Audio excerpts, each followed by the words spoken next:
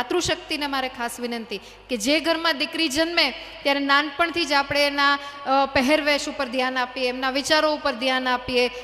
એ બીજી કોઈ દિશામાં ના જાય એ માટે સતત આપણી નજર હોય, એમને સંસ્કાર શીખવીએ, એમને ઘરકાર શીખવીએ, કેમ કે પારકીતા પણ છે, ગમે એટલું એજ્યુકેશન આપશું છતાં એના લગ્ન કરીને એને સાસરે વળાવવાના છે. એની સાથે સાથે દીકરાની જે બાબત છે, એમના વ્યક્તિત્વ ઘડતર નિર્માણની વાત છે, એમાં ઘણી વખત આપણે થોડા ઓફ ટ્રેક બની જતા હોય છે કે ભાઈ દીકરા છે એ 12 વાગે આવશે કે 2 વાગે આવશે, આપણે ચિંતા કરવાની જરૂર નથી. ભણશે કે નહીં ભણે, કાલ સવારે કાંઈ ને કાંઈક નોકરી અથવા આર્થિક ઉપાર્જન છે એ કરી શકશે, બરાબર વાત છે. પણ અમુક પ્રકારના દુવ્યસનો હંમેશા ખરાબ જ હોય, પણ હું ભારપૂર્વક એટલે કહું છું કેમ કે અમુક પ્રકારના વ્યસનો આપણા સમાજમાં જ્યારે મહત્તમ રીતે જોવા મળે છે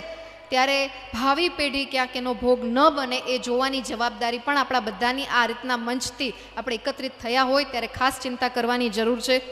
ત્યારે માતૃશક્તિને મારે વિનંતી છે કે જે ધ્યાન આપણે દીકરીઓના